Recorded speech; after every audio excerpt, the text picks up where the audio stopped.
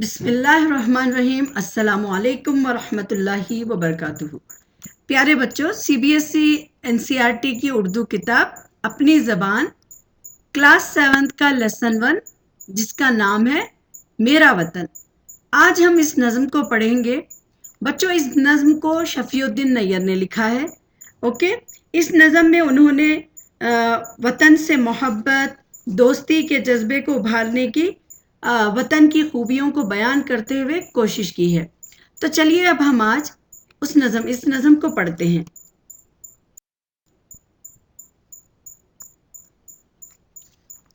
मेरा वतन। मैं पहले इस नज़म को पढ़ूंगी, फिर उसके बाद समझाऊंगी। ओके, ये मेरा वतन है, ये मेरा वतन।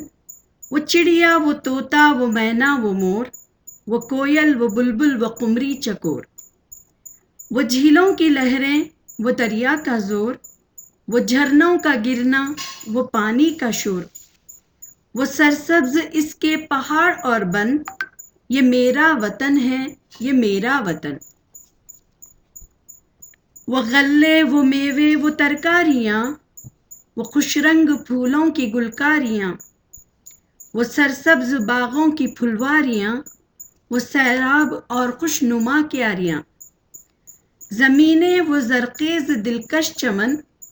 ये मेरा वतन है, ये मेरा वतन। पहाड़ों का मंजर, बनू का समा, है इनमें हजारों ही चश्मे रवां। कहाँ तक बयां इसकी हो खूबियाँ, है फिरदौस का इस चमन पर गुमा। ये बाग़े इरम है, ये बाग़े अदन, ये मेरा वतन है, ये मेरा वतन। चलिए बच्चों, अब हम इसको समझेंगे। ये मेरा वतन, यहाँ पर वतन से मुराद हिंदुस्तान है। तो शफीउद्दीन नैयर ने यहाँ पर वतन की खूबसूरतियों को बयान किया है, यानी हिंदुस्तान की खूबसूरतियों को।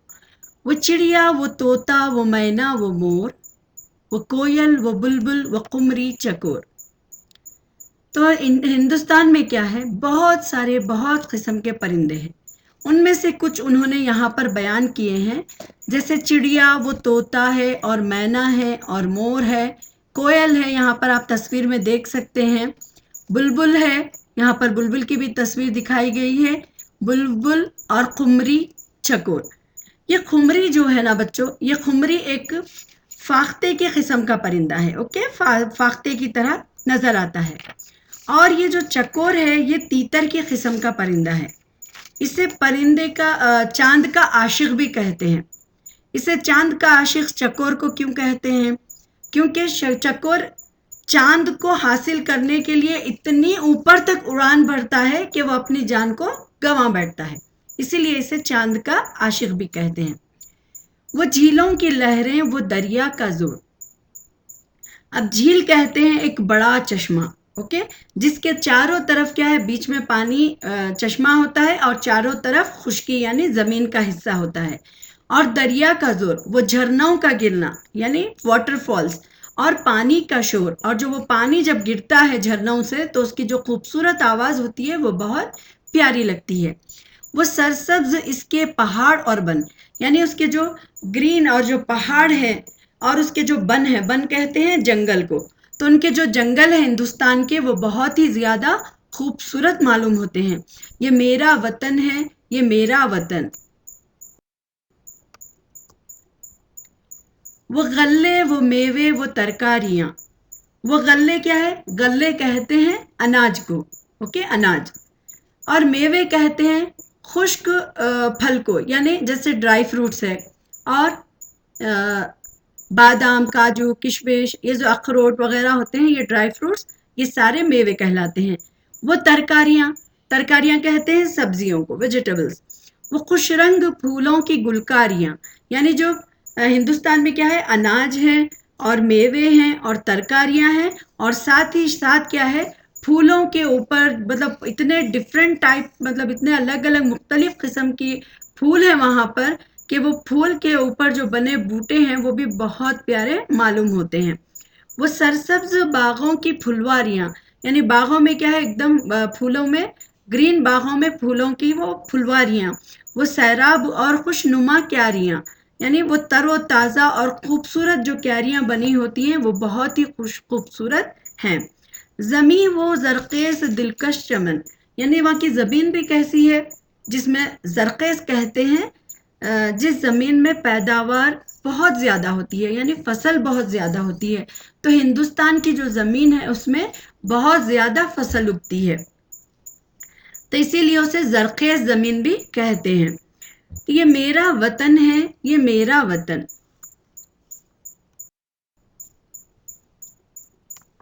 پہاڑوں کا منظر بنو کا سما ہے، ان میں ہزاروں ہی چشمے رواں، یعنی پہاڑوں کے اوپر سے جو چشمے بہتے ہیں وہ بنو کا اتنا خوبصورت سما نظر آتا ہے، وہ منظر بہت ہی دیکھنے کے قابل ہوتا ہے۔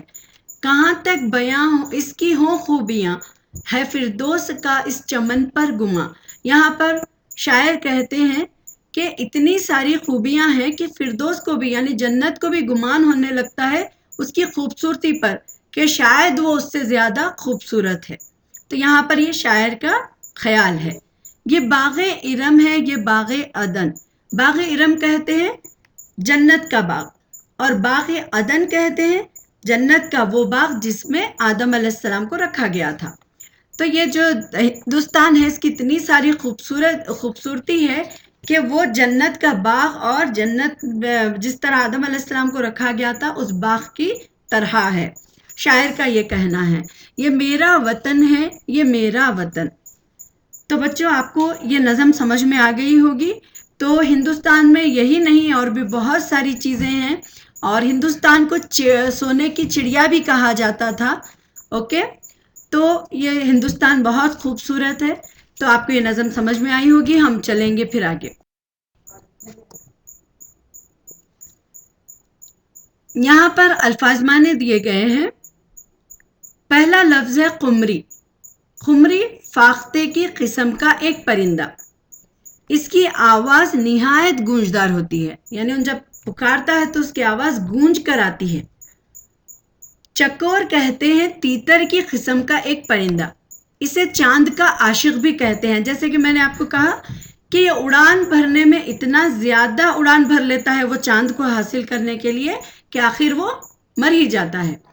بن کہتے ہیں جنگل کو، اور سرسبز ہرا بھرا تر و تازہ۔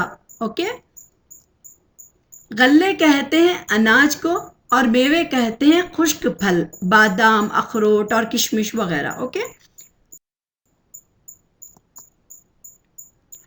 ترکاریاں کہتے ہیں سبزیاں، ویجیٹیبلز، اور گلکاریاں نقاشی کرنا یا گل بوٹے بنے ہونا یا پھر پھول تراشنا۔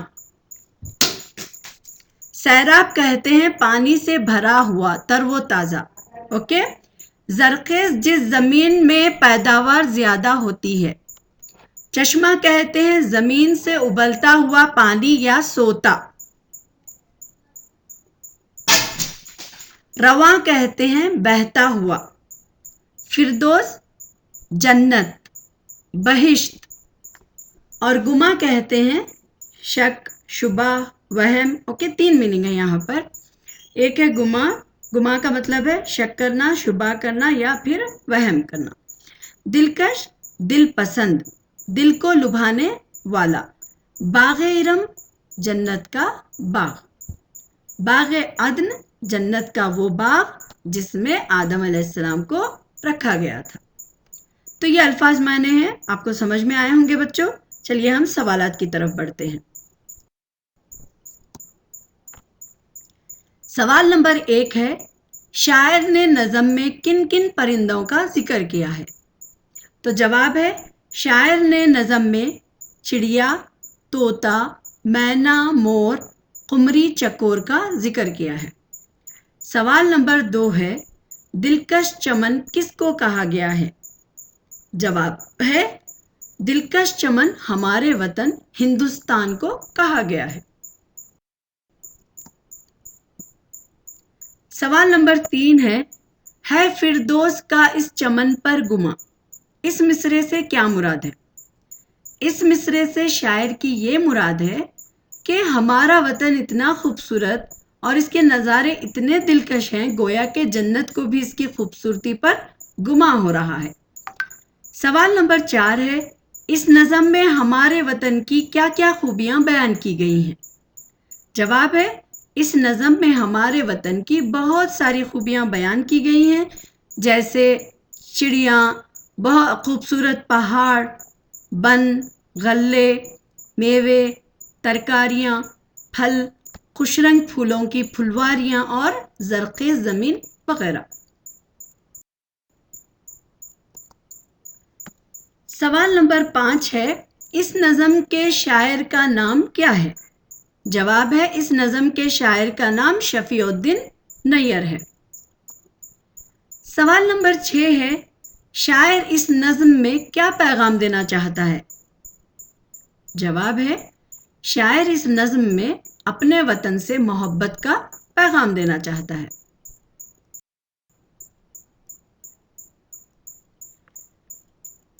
नीचे लिखे हुए लफ्ज़ों को अपने जुमलों में इस्तेमाल कीजिए। तो यहाँ पर पहला है दरिया। हमारे वतन में बहुत दरिया बहते हैं। पहाड़, पहाड़ का हम जुमला बनाएंगे, हिमालय पहाड़ बहुत ऊंचा है। वतन, मुझे अपने वतन से बहुत मोहब्बत है। ठीक है। और चमन का हम जुमला बनाएंगे, फूलों का चमन बहुत दिलकश मालूम होता है। फूलों का चमन बहुत दिलकश मालूम होता है। मंजर, मंजर का हम जुमला बनाएंगे, हिंदुस्तान में बहुत खूबसूरत मनाजिर हैं। समा, बनू का समा बहुत खूबसूरत होता है।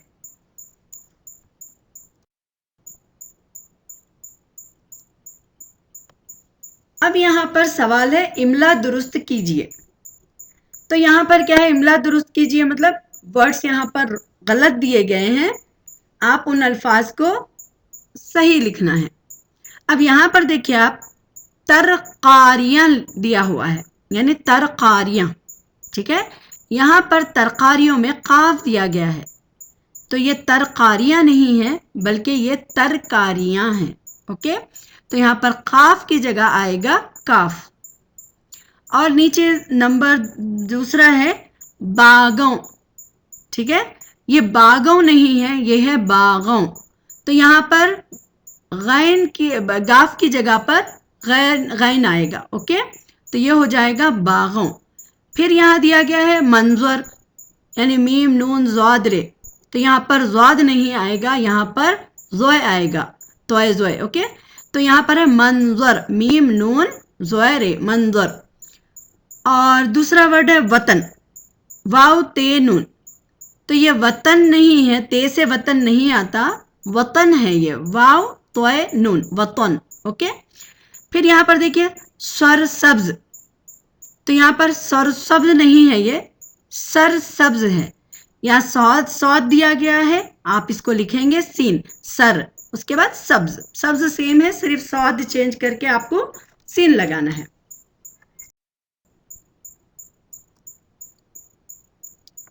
अब है वाहिद से जमा और जमा से वाहिद बनाइए। ठीक है, इसमें नंबर 1 है चिड़िया। चिड़िया की जमा होती है चिड़ियों। ओके, और दूसरा है बुलबुल, बुलबुलें उसकी जमा है। झील, झील की जमा है झीलें।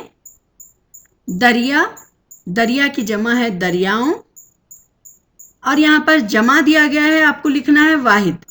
झरनों, ये क्या है, जमा है, अब आपको बनाना है यहाँ पर वाहिद, सिंगुलर बनाना है, तो ये होगा झरना। फिर उसके बाद है पहाड़, पहाड़ियाँ। ठीक है, पहाड़ वाहिद है, पहाड़ियाँ आपको बनाना है। यहाँ पर मेवे जमा दिया गया है, आपको बनाना है वाहिद, ये होगा मेवा। फिर ये है तरकारियाँ, तरकारियाँ जमा दिया गया है, आपको बनाना है वाहिद, यह है तरकारी। और फिर है बाग, बाग सिंगुलर है, ये वाहिद है, इसको बनाना है आप जमा, बागों। फिर फुलवारी, वाहिद दिया गया है, आपको लिखना है फुलवारियाँ। फिर यहाँ पर दिया गया है वाहिद क्यारी, और आपको बनाना है जमा इसकी क्यारियाँ। और यहाँ पर बनाया गया है मंजर, ये वाहिद है, इसकी जमा आपको लिखना है मनाजिर। ठीक है, इसी तरह फिर है खूबियाँ, यहाँ पर जमा दिया गया है, आप इसको लिखना है वाहिद, ये होगा खूबी। तो बच्चों ये वाहिद से जमा और जमा से वाहिद आपके समझ में आ गया होगा। चलिए फिर हम आगे बढ़ते हैं।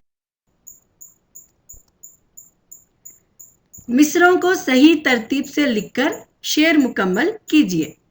तो यहाँ पर नंबर है वो गल्ले वो मेवे वो तरकारियाँ। तो इसके आगे की क्या लाइन है ये? वो खुशरंग फूलों की गुलकारियाँ, नंबर 4 है। ओके, यहाँ पर दूसरे पार्ट में नंबर 4 लाइन है ये। फिर कहाँ तक बयां इसकी हो खूबियाँ,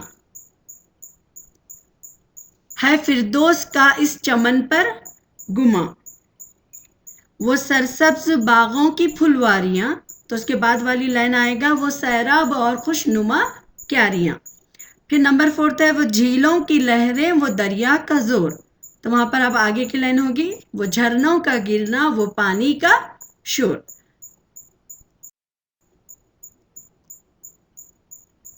तो बच्चों आपको ये नज़म समझ में आ गई होगी, तो आप लोग इससे फ़ायदा उठाइए और सब्सक्राइब भी करिए ताकि मैं जब नेक्स्ट अपने लेसन डालूं तो आपको वो मिलते रहें।